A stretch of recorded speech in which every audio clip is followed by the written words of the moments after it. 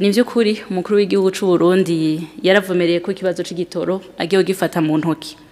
Ivyo muri iki gihe turabona rimwe kiraboneka, ikindi gihe nikiboneke, kikaza gikwiye, ikindi gihe kikaza kidakwiye, ariko two kwizeza abarundi yuko ubu igitoro gihari cararanguwe ku bwinshi, ariko kiri mu bubiko bw'igihugu muri Tanzania.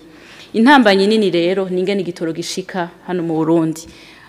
Mu bubiko bw'i Tanzania kiriho, twagiye turabona intambanyi aho muri ya ntumbero yuko hari abarundi bamwe batagira umutima wo gukunda igihugu nkuko bibereye, usanga bareka kuja kukizana bafise uburyo bwo kukizana amakamyo manini canke abakizana bakagiha amasitasiyo amwamwe canke bakabikora baraba bagira nkunzi.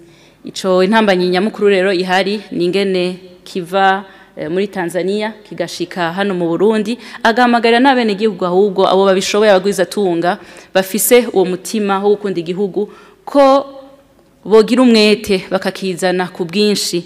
Ariko rero nubwo bimeze uko, leta nayo ntiyicaye, ikwira kora vyinshi kugira ngo izo ntambanyi zive mu nzira. Babandanya bakora kimwe mu biriko birategurwa, hariho gutegura kubaka ububiko bw'igitoro hano mu gihugu c'u Burundi kugira ngo kize kirabikwa hano mu Burundi, gutyo bagiye kuzana ikindi abari ico kiba kirakogwa mu mwanya bagiye kukizana.